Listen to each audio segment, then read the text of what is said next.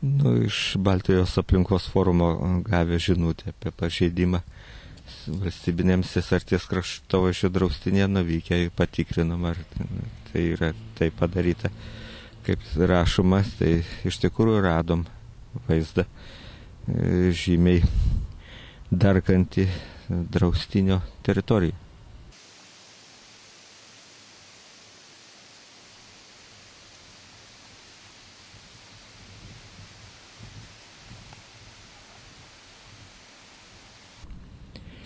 Pagal specialiasias žemės ir miško naudojimo sąlygas patvirtintas Lietuvos Respublikos vyriausybės, tai kraštovaizdžio draustinėje pirmiausia negalima keisti kraštovaizdžio elementų, natūralios gamtos.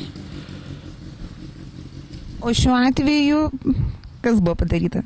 Tai šiuo atveju pakeista upės vaga, iškirsti medžiai ir krūmai augę Sesarties upės pakrantės apsaugos juostoje.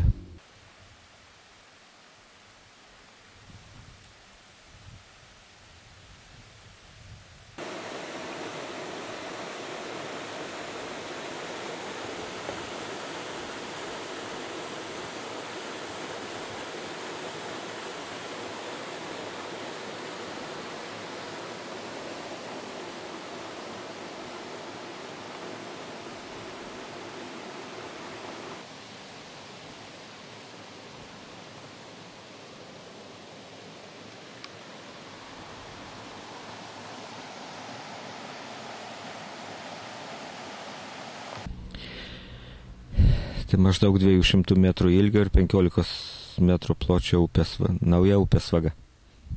O ten kelios pavėsinės yra, ar gali jos ten būti pastatytos?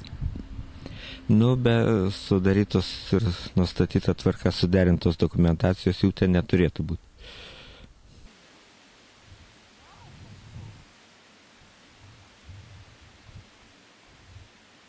Nu, kaip bebūtų gaila, bet Sesarties upė šiais metais pasirodo mūsų tautiečių yra labai žalojama.